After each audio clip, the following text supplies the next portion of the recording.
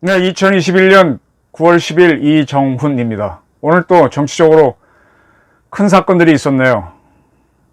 하도 요동을 치는 대한민국 정치라서 한번 정리를 또 해보겠습니다. 오늘의 제목은 희대의 코미디가 된 희대의 정치 공작, 물음표를 달았습니다. 제보자는 확인됐다. 고발장 작성자만 밝혀라. 고발장 작성자를 밝혀라. 이렇게 잡았습니다. 그리고 또 하나의 제목으로는 무너진 민주당의 대야권 연대 투장, 윤석열은 용수철처럼 기사회생할 것인가. 네, 이렇게 잡아봤습니다. 9월 8일 조성은 씨가 페이스북에다가 입장문을 올렸죠. 거기에서 김웅 의원하고 윤석열 씨를 비판했었습니다. 두 사람이 나를 공익신고자라고 몰아가며 각종 모욕과 허위사실을 얘기하고 있다.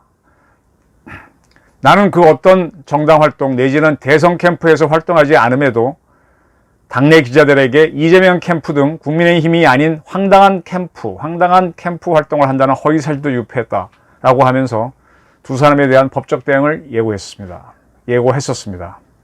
그러한 그가 9월 9일자 동아일보와 전화 인터뷰를 했었습니다. 동아일보 기자가 전화를 걸었죠. 기자가 단도직입으로 묻습니다. 고발 사주 사건 제보자가 맞냐? 그랬더니 조성은 씨가 제보자고 아니고는 중요한 게 아니다. 페이스북에서는 자기가 아니라 그랬었는데.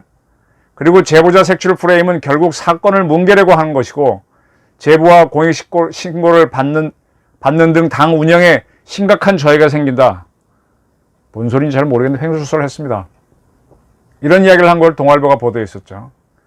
그리고 동아일보는 바로 그날 뉴스버스 이진동 발행인이 MBC 라디오에서 그분이 공익신고자가 맞다라고 했다라고 보도했습니다. 네, 그분이 누굽니까?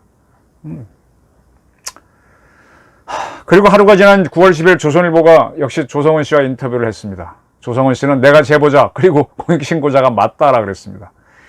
이번 의혹에 대한 윤석열 전 검찰총장이 국회 기자회견을 보고 내가 공익신고자임을 밝힐 결심을 하게 됐다라고 말했습니다. 기자가 묻죠. 제보하게 된 계기는 왜냐? 그랬더니 제보가 아니고 사고였다. 왜 대검에 제보했냐 그랬더니 좀 다르게 알아들은 것 같아요. 왜 뉴스버스에 제보했냐 그렇게 알아들은 것 같아요. 그래서 사고였다라고 합니다. 그러면서 사고라고 하니까 사고가 났다는 것이다. 제보는 내 의지가 있어야 제보인데 이건 사고였다. 사고가 나서 뉴스버스의 보도 강행을 거절하지 못했다라고 말했습니다.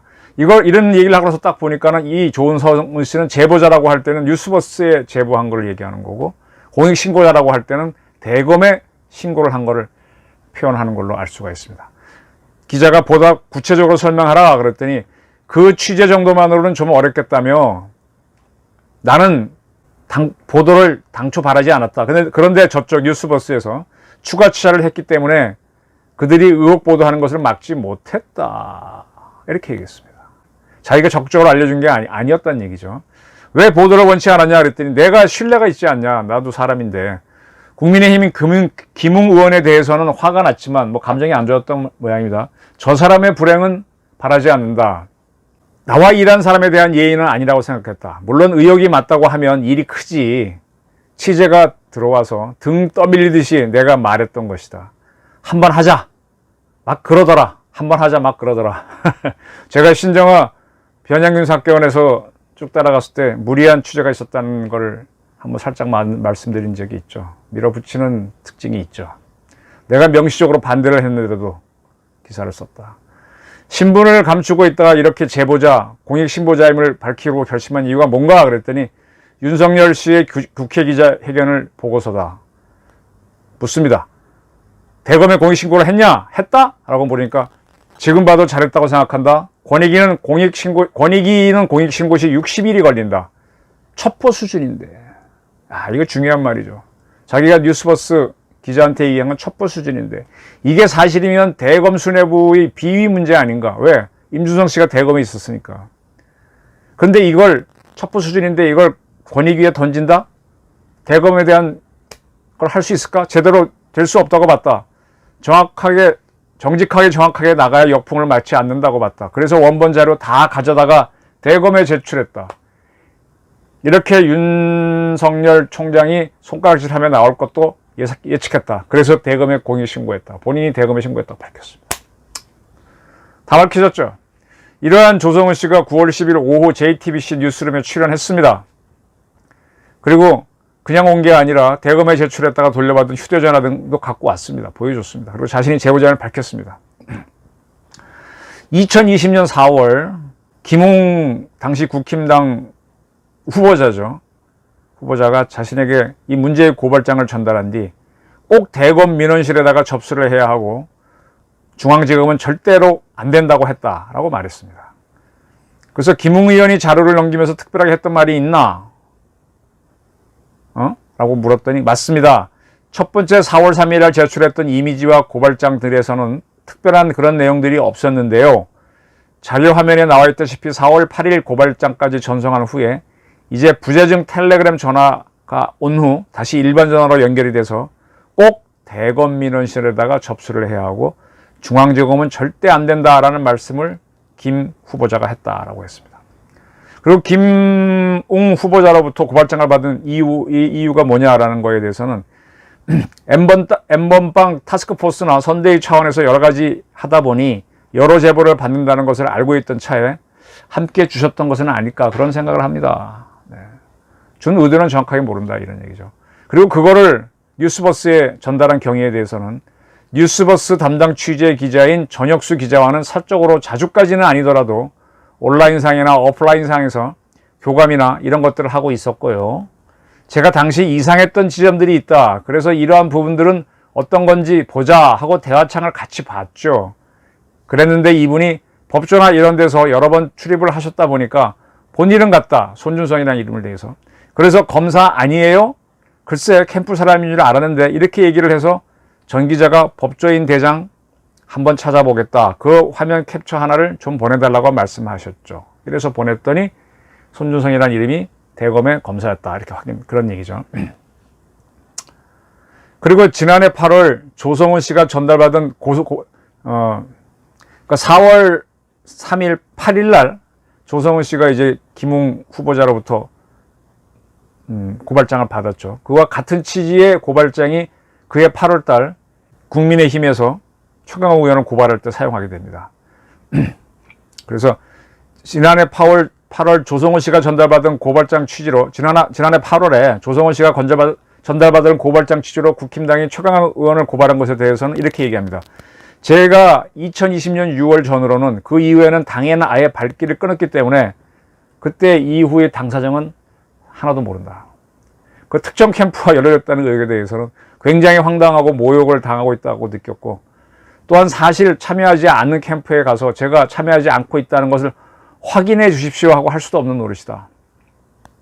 나는 이번 대선에 나온 후보들이 다 부적절하다고 생각한다. 개인적으로 이번 대선 캠프에 애초에 참여를 할 생각이 없었다. 이렇게. 그리고 김웅 씨하고 윤석열에 대해서는 검찰총장을 역임했던 사람 그리고 검찰 출신 국회의원으로서 절대로 할 수 없는 언행을 했기 때문에 이 부분에 대해서는 반드시 법조치 그러니까 형사조치와 민사에서는 최고로 높은 정도의 책임을 물어야 하지 않을까 하고 별도의 공익신고자 보호법 위반 등도 함께 처리할까 생각하고 있습니다. 뭐 이런 조금 이분은 이해가 안 되는데 그런 주장을 했습니다. 네. 그래서 조성은 씨가 제보자이고 뉴스버스에 제보했고 그가 대검에 공익신고를 한 것도 확인이 됐습니다. 본인이 인정을 했으니까. 끝 이것으로 사실은 확인됐고요. 그런데 이러한 것들이 밝혀지고 있던 9월 10일 오전 공수처 제3부 부장은 최석규 씨네요. 김웅 의원 집과 김웅 의원 국회의원 회관 사무실 그리고 김웅 의원 차량에 대한 압수수색을 감행했습니다. 그리고 손준성 검사의 자택과 사무실도 압수수색을 했습니다. 공수처는 지금 확인이 됐습니다. 이 고발 사주 사건에 대해서 사건 번호를 기재했습니다. 공수처니까 공 제13호 입건을 한 거죠. 윤석열 씨에게 적용한 혐의는 직권남용, 권한남용이겠죠. 권리행사 방해, 공무상 비밀누설, 개인정보보호법 위반, 선거법 위반 등 4개입니다. 이로써 윤석열 씨는 공수처에 3번째 입건되는 기록을 남기게 됐습니다. 첫 번째 입건은 서울중앙지검장 시절에 그가 옵티머스 자산운용 사기 사건을 제대로 수사하지 않도록 영향력을 행사했다라고 해서 공수처 제 사건 번호 7호로 입건된 적이 있고, 한명숙 전 국무총리 수사 과정에 모해 위증 교사 의혹이 있었다는 진정을 감찰하고 수사하지 못하도록 했다는 의혹으로 공수처 제8호 사건으로 입건된 바가 있습니다. 이번에는 제13호 사건으로 입건됐습니다. 참 팔자 드세네요. 네. 이번 입건에서는 개인정보보호법 및 공직선거법 위반 혐의는 공수처 수사사항이 아닌데 관련 범죄라서 함께 입건한 것으로 보인다. 그렇게 있습니다. 이렇게 됐는데 이 공수처가 이렇게 입건을 해놓고 손준성 검사하고 김웅 의원에 대해서는 압수수색 영장을 발부받았습니다. 이 영장에 따르면 김웅 의원은 참고인으로 돼 있는데 압수수색을 했죠. 김웅 의원실은 상당히 저항을 하다가 협조를 한 걸로 알고 있습니다. 그러나 공수처는 손준성 검사가 검사했던 대검, 지금 손준성 검사는 대구지검에 가 있죠. 대구 고검에 가 있나요? 어때 뭐 지방에 있는데 그가 근무했었던 대검에 대해서는 압수수색을 하지 않았습니다. 대검에서는 감찰부가 손준성 검사가 근무했던 수사정보정책관실을 조사하면서 그가 썼던 PC를 확보해 조사하고 있다고 합니다. 그래서 손준성 씨가 대검에 근무했던 것에 대해서는 압수수색을 하지 않았는지 모르겠습니다. 김웅 의원은 이렇게 밝혔죠. 압수수색 영장에는 윤석열 전 검찰총장이 지시했다라는 범죄 사실이 적시돼 있었다라고 주장을 했고, 공수처에서는 지금 3군데 압수수색을 했다. 저희 압수수색 같은 경우는 적법한 절차를 지키고 영장을 받아서 최대한 협조해서 2시간 만에 끝났다. 근데 의원행위에 대한 압수수색은 완전히 불법 압수수색이다. 사실상 야당 정치인에 의해 작성된 자료를 훔치기 위한 모략극이 벌어진 것이다 라고 주장했습니다. 의원들이 많이 계셨는데 공수처가 김웅으로부터 허락을 받았다고 거짓말을 하고 압수수색을 시작했다고 한다. 저한테 허락을 받고. 그건 아마 집이었겠죠. 압수수색을 하면서 영장 제시 자체를 하지 않았고 목적물이 무엇인지, 대상이 무엇인지, 범죄 사실이 무엇인지 얘기도 안 한 상태에서 저희 PC, 그리고 압수물 대상도 아닌 보좌가 아닌 PC에 대한 압수수색을 시작해 자료 추출하기까지 바로 직전까지 갔다. 그러면서 공수처에 묻는다. 적법하게 영장 제시하고 하면 충분히 협조가 가능한데 거짓말까지 해가면서까지 자료를 빼가려고 했던 건 본건과 다른 이른바 야당 정치인 자료를 책정하기 위한 모략극이 아니냐. 이 건에 대해서는 윤석열 전 검찰총장이 지시를 한 것이라고 범죄 사실이 돼 있는데 지금에 와서 황당한 압수수색을 한 것은 김진욱 공수처장이 지시한 것은 아닌지 수사해야 한다 라고 주장했습니다. 네, 그리고 뭐 이런저런 얘기를 했습니다. 근데 김웅 의원실 압수수색을 보면서 제가 떠오르는 거는요, 몇 년 전인 거예요. 8년 전이죠. 2013년 8월 28일 오전 6시 30분부터 있었을 겁니다. 통합진보당 이석기 의원 국회의원 사무실에 대해서 국정원과 수원지검이 압수수색을 했는데 그때 이석기 의원 사무실에서는 문을 안 열어주고 버티면서 많은 자료를 파쇄했었죠. 그리고 난 다음에 나중에 열어줬죠. 이것과 김웅 의원은 그렇게까지는 하지 않았습니다. 통합진보당이 어떤 데인지 아시겠죠? 그때 이석기 의원은 변장한 채 의원회관실에 있다가 변장한 채 빠져나와 택시 타고 다른 데로 도주를 했었습니다. 김웅 의원은 찾아가서 오히려 그걸 막는 데 노력했는데 다르죠. 그때 김웅 의원 건하고 이석기 의원의 다른 태도를 한번 봐주시기 바랍니다. 자, 이건 제가 한번 이제 법적으로 정리를 해드리겠습니다. 형사소송법이라고 어마어마하게 큰 법률이 있습니다. 거기에 234조 고발에 대한 규정을 한 게 있는데 1항은 누구든지 범죄가 있다고 사료되는 때에는 고발할 수 있다. 2항에 이게 중요합니다. 공무원은 그 직무를 행함에 있어 범죄가 있다고 사료되는 때에는 고발하여야 한다. 의무를 부과했죠. 공무원은 범죄가 있다고 본인이 생각되면 고발해야 될 의무가 있습니다. 이거 굉장히 기억해 두십시오. 두 번째, 검찰청법 제4조 검사의 직무를 규정한 게 있습니다. 뭐 1항에는 뭐 그렇고 있는데 2항에서 중요한 내용이 있습니다. 검사는 그 직무를 수행할 때 국민 전체에 대한 봉사자로서 헌법과 법률에 따라 국민의 인권을 보호하고 적법 절차를 준수하며, 그 다음입니다, 정치적 중립을 지켜야 하고, 그 다음입니다, 주어진 권한을 남용하여서는 아니 된다. 정치적 중립을 지키고 권한 남용은 안 된다. 검사는 해놨습니다. 자, 손준성 씨 신분이 뭡니까? 그때도 그렇고 지금도 그렇고 검사입니다. 검사는 공무원입니다. 그럼 공무원은 범죄가 있다고 본인이 생각했을 때는 고발해야 할 의무가 있습니다. 형사소송법 234조 2항이 그렇습니다. 지금 조성은 씨가 내가 뉴스버스에 제보를 했고 대검에 공익신고를 했소라고 했으니까 이제 손준성 씨에 대한 의혹은 많이 풀렸습니다. 그럼 남아있는 의혹은 무엇이냐? 윤석열 씨가 그 당시 검찰총장이었으니까 손 검사한테 미래통합당에 고발을 하도록 지시해서 그가 이 자료를 김웅 후보한테 보냈다. 이 부분이 되는 거죠. 남은 부분은. 그러면 윤석열 씨가 손 검사한테 고발장을 보내라고 했다면 그거는 명백한 권한남용입니다. 저는 그렇게 봅니다. 그리고 검찰청법에 따른 정치중립 위반입니다. 권한남용은 검찰청법에 해당되는 거고요.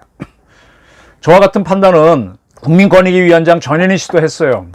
그는 분명히 이렇게 얘기했습니다. 뉴스버스 보도를 그대로 보면 윤석열 총장의 혐의는 권한남용으로 보이는데, 권한남용이라고 본인도 봤습니다. 권한남용은 공익신고에 해당되지 않는다. 네, 그렇게 얘기했었습니다. 손준성 검사가 윤석열로부터 이 자료를, 이 고발장을 미래통합당에 보내라라고 했다면 그건 명백한 권한남용입니다. 권한남용에 대해서 또 정치 개입이고, 그러니까 처벌을 받아야 됩니다. 그러니까 고발을 하지 않았으니까 손 검사는 처벌을 받아야 됩니다. 그가 신고를 했으면 공익신고자가 되는 건데 전현희 씨는 공익신고 대상이 아니라니까 뭐 다른 걸로 신고를 해야 되겠죠. 어쨌든 문제입니다. 그런데 다시 봅시다. 공수처는 형사소송법 234조 2항을 어겼다고 손준성 검사를 기소할 수 없다고 저는 판단합니다. 권한남용은 공익신고 대상도 아니지만 윤석열의 지시가 있다는 게 증명이 돼야만 손준성 검사를 기소할 수 있는데, 근데 지시가 있었다면 손준성 검사는 신고를 할 수 있겠죠. 신고가 없었거든요. 그럼 윤석열이 지시했다는 거는 없었던 게 아닌가 의심해 볼 필요가 있습니다. 지금 손준성 검사를 자꾸 의심하는 사람들은 그의 장인이 안동에서 오랫동안 국힘당 국회의원 했던 김광림 씨니까 그래서 의심하는 걸로 보이는데, 만약 윤석열 씨가 지시한 게 확인되지 않으면 손준성 씨는 이 부분에 대해서는 죄가 없습니다. 그리고 손준성 씨가 수사정책정보기획관으로 온 거는요, 윤석열 씨도 얘기했잖아요. 내가 그를 거기 하려고 한 게 아니라 추미애 장관이 인사해서 한 것이다. 저 사람은 나랑 특별히 큰 인연이 없다라고 주장했습니다. 그럼 더군다나 지시하기 어려워지죠. 어쨌든 좋습니다. 윤석열 씨가 내가 그런 지시를 안 했다고 딱 하는 순간에 뭐 그 손준성 씨가 이거 고발할까요? 하고 서류를 만들어 보냈는데 해라라고 사인한 게 있다라면 모를까. 그게 없다면 윤석열 씨가 난 지시한 바 없다라고 하면 이건 성립이 안 됩니다. 네. 그 다음에 이 고발장을 다시 봐야 됩니다. 제가 이 고발장은 찌라시라고 몇 차례 설명을 해드렸습니다. 동아일보도 이걸 분석을 했어요. 동아일보가 정밀하게 분석을 했는데, 동아일보 보도에 따르면 4월 3일 및 4월 8일 고발장 첫 페이지는 고발인과 피고발인의 인적사항 등을 기입하는 양식이 있습니다. 이는 검찰청과 대검찰청 수사기관 홈페이지 민원서식 코너에 있는 한글 파일 형태의 양식과 같다라고 동아일보는 판단했습니다. 고소장을 고발장으로 바꾼 것을 제외하고는 성명, 주민번호, 주소, 직업, 전화, 이메일, 기타 사항 등 순서도 똑같다. 그런데 대리인에 대한 고소 대리인 등 항목도 고발이 아닌 고소로 잘못 표기되어 있다. 엉망이라는 얘기죠. 이에 대해서 한 검찰 관계자의 말을 인용을 하는데, 송 검사가 20년 이상 검사를 했거든요. 그런 경력의 송 검사가 검찰에 접수시킬 고발장을 수사기관에 있는 양식을 다운받아 그걸 고쳐서 활용했을까? 그럴 리는 없다. 그리고 제가 앞에서도 얘기했지만은 4월 3일자 고소장에는 당일 있었던 언론 보도가 실려 있잖아요. 당일에, 그는 결국 당일날 고소장을 만들어서 오후에 김웅 씨에게 보냈다는 건데 이게 가능할까? 그래서 이건 찌라시하는 겁니다. 손준성 검사가 이 고발장을 만들었다는 증거가 나오지 않으면 그럼 김용 의원이 만들었거나 김용 의원이 어디서 입수해서 유포했다는 의심을 받게 됩니다. 그럼 결국은 공수처의 수사는 누가 고발장을 만들었는지로 집중이 되겠죠. 이걸 만약 국민의힘 반대 세력이 만들어서 공작 차원에 했다면 문제가 크겠죠. 아니면 국힘당 관계자가 만들어서 했을 수도 있고, 이건 두고 봐야 되지만 이제 문제는 완전히 방향이 바뀐다는 얘기입니다. 코미디가 돼가는 겁니다. 자, 조은성 씨는 자신도 자신하지 못하는 자료를 뉴스버스에 주었고, 뉴스버스는 충분한 확인을 하지 않고 단정적으로 보도한 게 큰 미스입니다. 제가 이진동 씨 과거 취재를 보니까 밀어붙이고 억지로 만든 게 보인다라고 말했는데, 아, 이거는 이렇게 하면 안 되는데 하는 게 보였는데, 그렇게 밀어붙인 거죠. 이에 대해서는, 이번 건에 대해서는 이진동 씨가 발행인으로 책임을 져야 됩니다. 만약에 언론중재법을 민주당 의도대로 개정을 했다면, 이번에 뉴스버스를 언론으로 본다면 상당히 징벌적 손해배상을 청구할 수 있게 되죠. 이런 사태가 오는 거를 민주당은 좋아했나요? 윤석열 기자회견을 핏대회견이라고 놀렸었죠. 민주당에서 윤호중이니 누구니 다 나와갖고 약 올렸었죠. 자, 이제는 어떻게 또 우길 겁니까? 조성은 씨가 내가 제보했고 대검에 내가 신고했다고 했으니까. 이제 궁금증은 윤석열 씨는 추미애와의 다툼에서 핍박을 받으면서 점점 거물로 떠올랐습니다. 이번에도 상당히 핍박을 받았는데 튀어오를 것인가 궁금합니다. 그러면 홍준표에게 몰렸던 지지는 어떻게 변할까 궁금합니다. 그리고 조성은 씨를 공익신고자로 보호하겠다고 했던 대검감찰부 한동수 부장은 어떻게 되는 겁니까? 아, 이게 코미디가 돼버렸어요. 코미디. 아니, 검찰이나 정치권이 확인도 안 하고 이걸 그냥 밀어붙여요. 저 같은 경우는 이런 거 갖고 오면 한 일주일 정도 묵혀버립니다. 특정 뺏길 위험이 있긴 하지만 확신이 안 서고 딴 데가 누가 써서 한번 지켜본 다음에 저는 2등제 하려고 합니다. 확실하면 저도 쓰죠. 이걸 덜렁 이진동 기자가 이걸 보도를 하고 또 그걸 토대로 검찰은 저렇게 난리불수를 치고 민주당은 저렇게 난리불수를 쳤으니까 코미디가 돼버린 것이죠. 앞으로 이제 고발장을 누가 만드느냐에 대한 부분이 남긴 하지만 희대의 코미디가 됐습니다. 이 코미디 보면서 여러분 즐겁습니까? 참담합니까? 대한민국 정치가 이렇게 누가 했는지 확인도 안 하고 이렇게 졸렬하게 말려듭니까? 답답하지 않습니까? 앞으로 대선이 어떻게 갈지 모르지만 이런 찌라시 수준의 놀아나는 대한민국 정치 진짜 고발하고 싶습니다. 에이, 옛날 누가 어떤 판사가 각하 빅엿이라 그랬는데 정말 빅엿을 던져주고 싶습니다. 경청해 주셔서 감사합니다.